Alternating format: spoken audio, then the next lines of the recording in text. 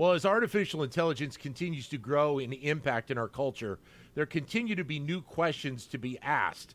One from a new white paper by our next guest asks whether ChatGPT can provide ethical advice.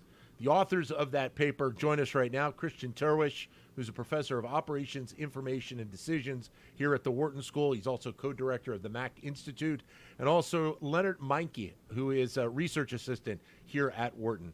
Gentlemen, great to have you with us today. Thanks for your time. Thanks for having us. Thank you.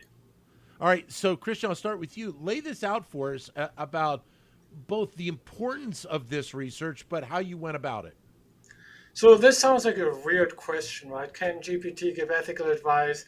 So the bigger context is that we've seen AI do all kinds of things, from being a customer support agent, summarizing patient visits in the hospital, doing automated underwriting decisions in banking situations. And so the question came up like, can it do more human things? And Lennart and I did another white paper that you and I talked about on the show recently, whether GPT can be creative.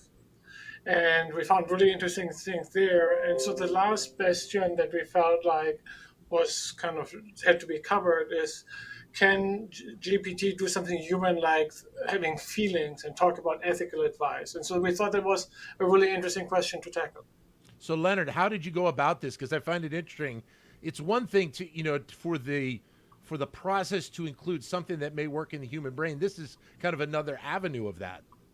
Yeah, and one thing that was very important to us was, so we benchmarked it against ethical advice by the ethicists in the New York Times.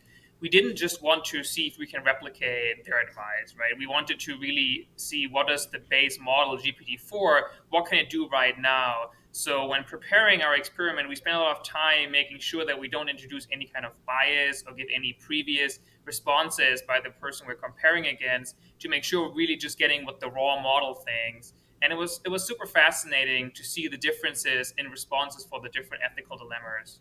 So this was basically taking scenarios that may have been in the ethicist and preparing them for them to be diagnosed by individuals that you had in this research. Yeah, so we essentially took reader submissions to the New York Times that the ethicists had answered beforehand. I think we drew from the last 3 to 4 months. So the data could not have been in GPT, so it couldn't have seen the ethicist responses to it. And then for each of those dilemmas, we asked GPT, again, with a prompt to make sure that it wouldn't just try to mimic the original advisor, and saw what kind of advice GPT gave. And then we had a few different groups, MBA students at Wharton. We had an expert group of clerics and faculty, and then we had more like general public, college-educated people rate each advice and see which one they perceive to be more useful. So, Christian, we've obviously talked about the connection between ethical advice and morals in human beings. And I think the question probably a lot of people might have is it too much of a leap of faith to assume that computers, or in this case AI, can make those types of decisions? So let's be clear what we're testing here and what we're not testing here. We're not testing whether AI has feelings, AI is conscious, or AI has moral capabilities. I have an opinion on all of those, and the answer is no.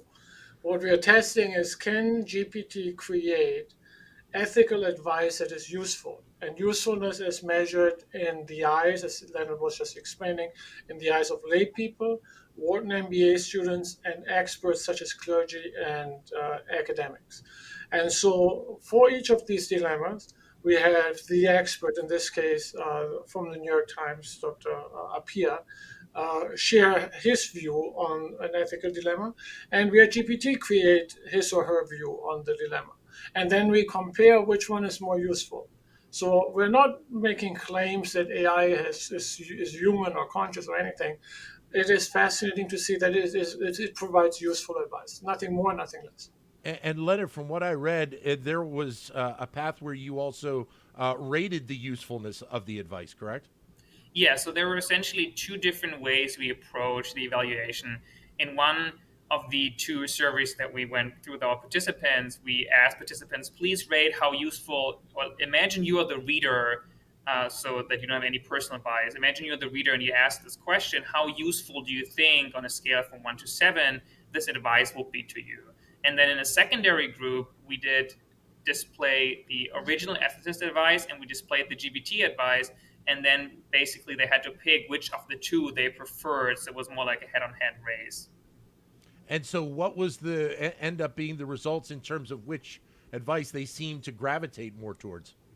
So it was very interesting because essentially it's a tie and it's a super close tie. So across all three groups, there's a slight preference for GPT, but only for the lay people that's statistically significant.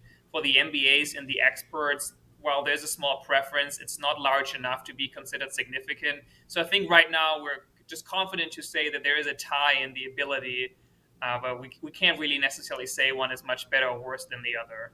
Christian, does the fact that there was basically a tie in this, does it say anything to you about the importance of this going down the road? Yeah, I mean, it allows us now that anywhere you're anywhere you are, anytime that you have a situation where you want ethical advice, you can get it immediately and for free. And I think that is, in many ways, a real wow result because few of us, unless we are sitting in the White House or a CEO of a big company, have the luxury of having like ethical advisors. And so ethical advice can be streamed to us at zero marginal cost and instantly. So I think that is wow. Again, I don't want to overgeneralize and say like we don't need ethicists anymore. To the contrary, Right. but in most situations, I think normal people like you and us are in. In most situations, we can't afford to seek ethical advice by an expert, and so having this now available at the click of a mouse, I think is something really big. And is it safe to say, Christian, that with the growth we're seeing in the use of AI in a variety of different areas, that the expectation is that we will see it grow in this area as well? So again, I think the growth is in more use cases that previously have had no involvement of ethical considerations. We can provide it. I'm absolutely hesitant to make significant decisions in life, in politics, and in business based on that advice alone. I think of it more as a stimulus to us as we are going through our own deliberations in our minds to hear other perspectives, to embrace perspectives that we might have usually not have embraced from our social network, and take all of that into account and have the humans be the decision maker. And hopefully that leads to more ethical behavior, which is something that I think the world desperately needs right now. Lennart, it sounded like in some of the cases when people were making their decision between the AI advice and that of the ethicist, that there may have been cases where people were not sure which one they would take, and you really, I guess, to agree, press them on it to really make a decision on which one they would take, and in some cases, the AI won out.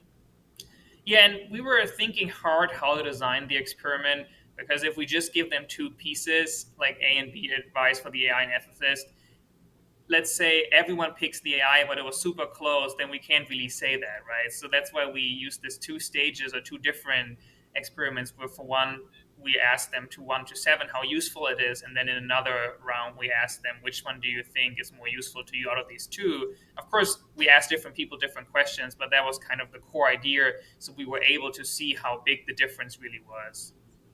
What did you take from doing this research, Lennart?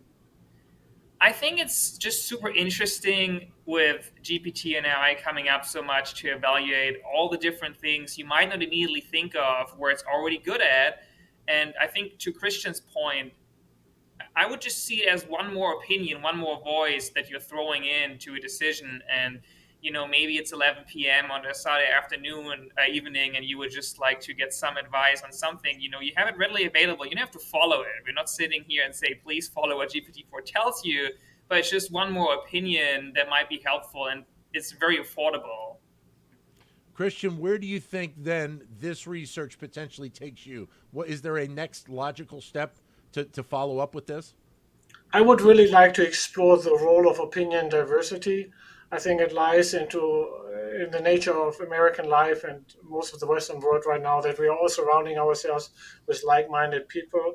I think there's a real opportunity to seek advice from folks that are explicitly outside your comfort zone, people who you would normally not approach, and hear what they have to say, hear different perspectives, and then you, maybe together with AI, can aggregate these individual voices and opinions to hopefully look beyond kind of your own perspective and grow in understanding of others and in the deliberation process for your own decisions. Lennart, where would you like to take this next? I think it would also be interesting if we look at some of the differences per ethical dilemma. So we asked 20 different ones, and it would just be cool to see maybe there's a strong preference in AI advice in a specific niche. Maybe it's different for the ethicist, just to kind of see how people, a little bit to Christian's point when it comes to devices, how people think differently per ethical question raised. Is there also an element of this, Lennart, because of the fact that we have become more reliant on technology in general, that the expectation is, as we move further down the road and we rely more on technology, that this is going to be a natural avenue for people to maybe consider when they're thinking about, some sort of question or problem in their life that they may need to get advice on? I think that's a very natural assumption to make. I think we've seen it for many years where people take to online forums to ask about any kind of advice, whether it's relationship advice, ethical advice. We see it on Reddit a lot. So I think it's a very natural extension of the technology that people will turn more and more to these virtual assistants and ask them for help. But of course, in these cases, the help or answer can only ever be as good as how much you're telling and how good your input is. Christian, how about yourself? I think it's just fascinating that a technology that has never been married, that has never been loved, can provide us with guidance and advice about how to live our life. And so again, I think of it as get input, get stimuli, get new perspectives, and then it's up to us of integrating that into our decision-making process and become better people with that. Great to have you both with us. Thank you, Christian. Thank you, Lennart. Been a pleasure. Appreciate it. Thank you. Christian Terwiesch, who's a professor of operations, information, and decisions here at the Wharton School, and also Lennart Meincke, who is a research assistant here at the Wharton School.